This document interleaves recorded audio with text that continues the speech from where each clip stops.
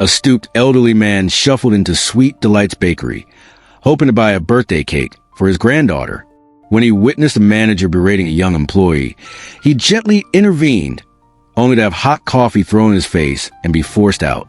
Edward Miller hadn't always walked with a stoop. At 78, his body bore the marks of decades of military service, a career that had taken him from the jungles of Vietnam to the halls of the Pentagon. His weathered hands, now trembling slightly with age, had once commanded thousands of troops as a four-star Army general. Yet looking at him now, no one would guess his distinguished past. Edward preferred it that way. After retirement, he'd settled into a modest life in a small community, choosing to wear simple, often faded clothes rather than the tailored suits his pension could afford. His threadbare plaid shirt and worn khakis became his civilian uniform.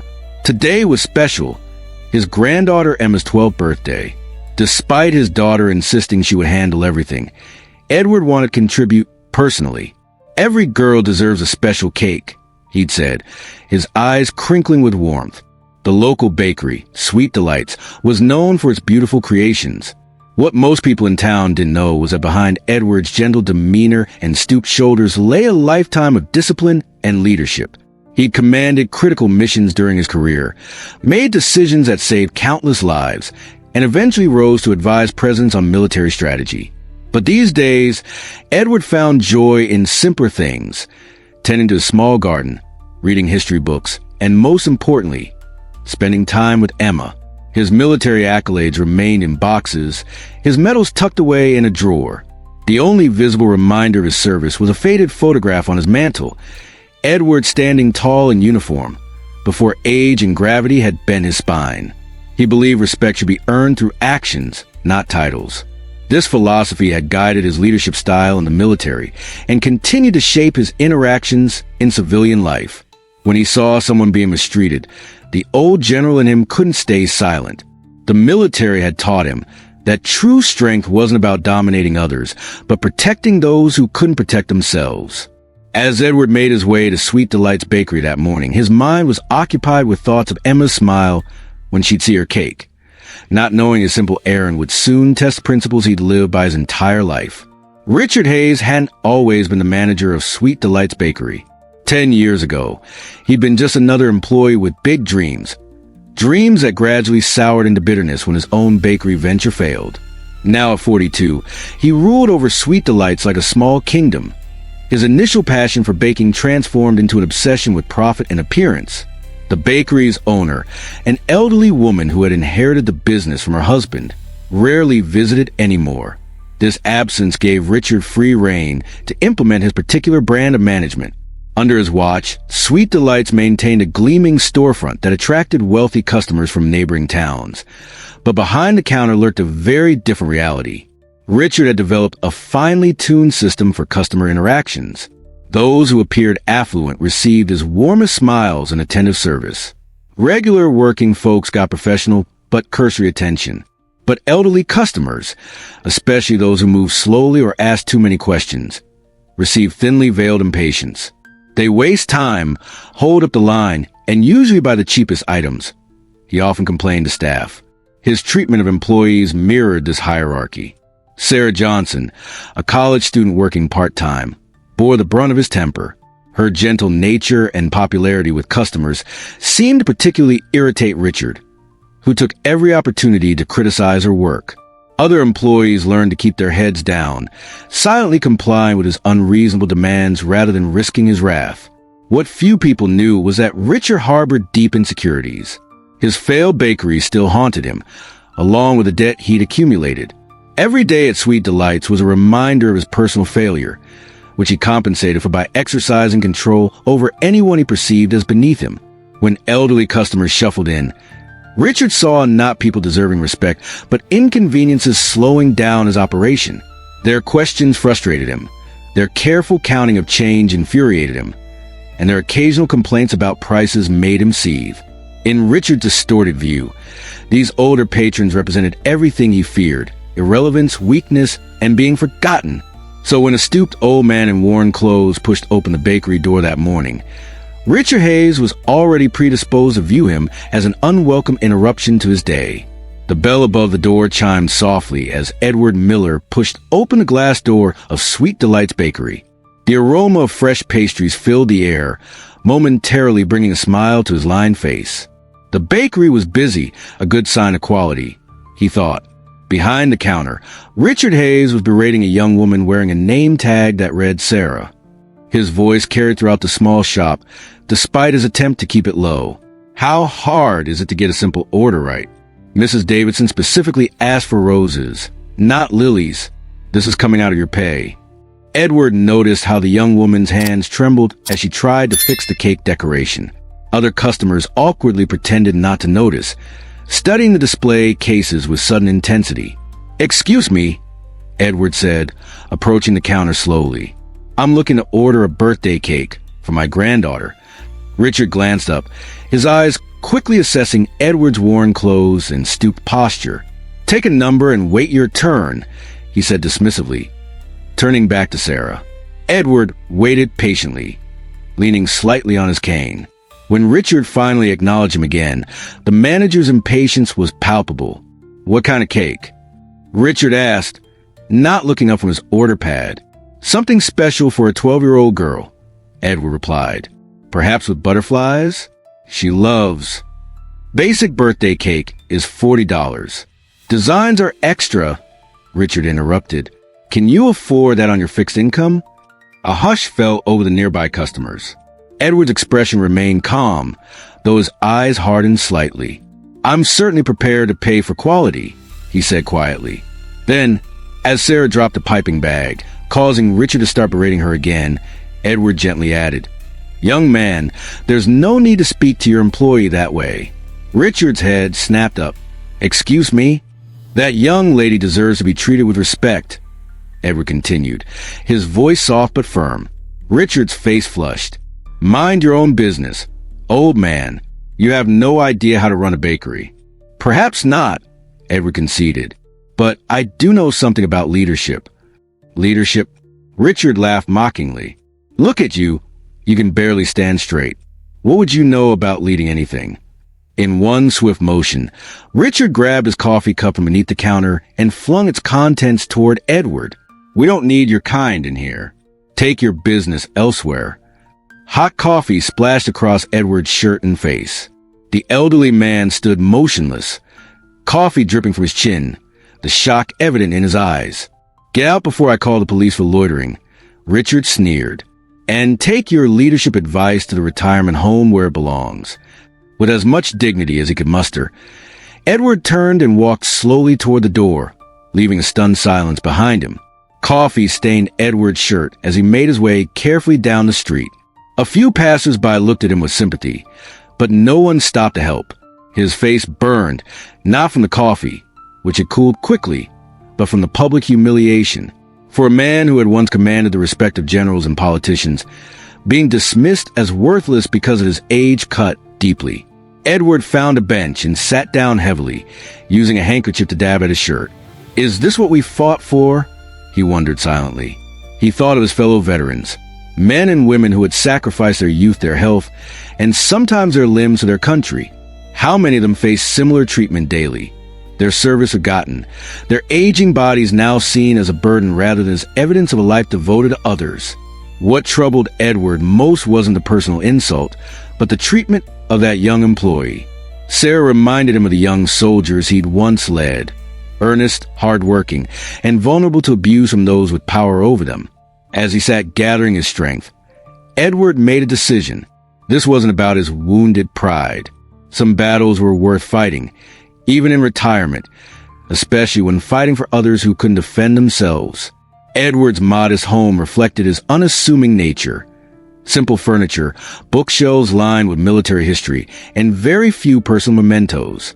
In his living room, he carefully wiped coffee stains from a framed photograph, himself in full dress uniform, receiving the Distinguished Service Medal from a former president.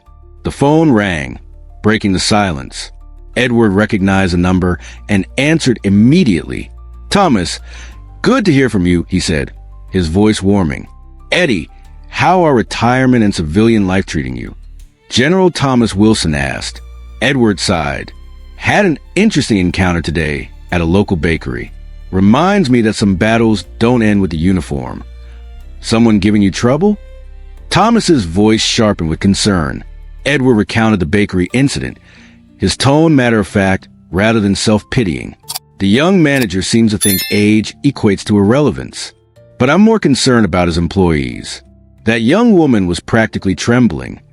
Want to make a call? Thomas offered. The Pentagon still jumps when either of us clears our throat. One word about how a decorated four-star general was treated. Edward chuckled softly. No, old friend, that's not how I want to handle this. We didn't serve to pull rank in civilian disputes. Always the honorable one, Thomas said.